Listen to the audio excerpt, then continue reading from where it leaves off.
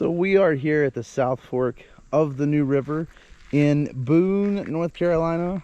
So we are in the mountains of North Carolina, the northwestern part of that state in the Appalachian Mountains.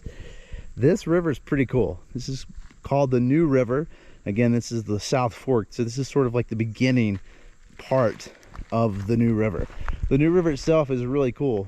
It flows from North Carolina through Virginia into West Virginia, and there it connects past there to the Ohio River, where the Ohio River eventually flows into the Mississippi River, and from the Mississippi River that flows into the Gulf of Mexico, the Gulf of Mexico into the Atlantic Ocean.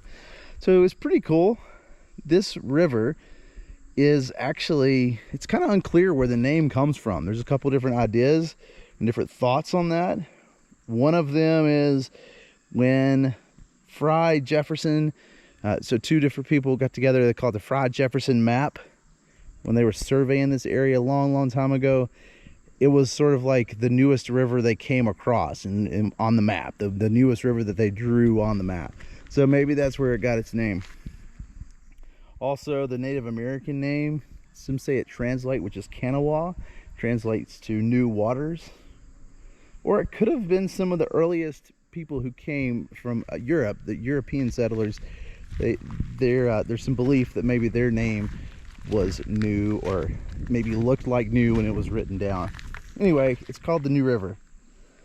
At one point in English colonial territory times, they called it the Woods River because of a Colonel Abraham Wood. He lived in the area and explored the area that the New River is part of in the 17th century.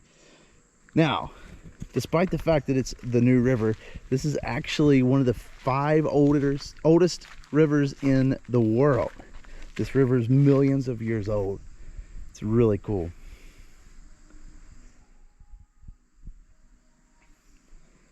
So this crosses over through the Appalachian Mountains, and what's so cool is just the biographical area, the way it goes through the mountains. It flows the tributaries. So we're in the South Fork. It actually will flow from south to north. It empties into the Ohio River, which is north of North Carolina.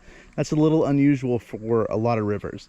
Most of the examples of rivers, especially those that we know of in the United States, like the Mississippi River, start in the north and flow down to the south. So that's really cool. Of course, we know water regardless moves downhill, which is what makes this one so unique, is that downhill from here happens to be north. Lots of different types of plants occur throughout this area that's very unique, like species of plants, lots of species of animals in the water, like some salamanders, maybe some deer come over and enjoy what this river has to offer. It's really cool stuff.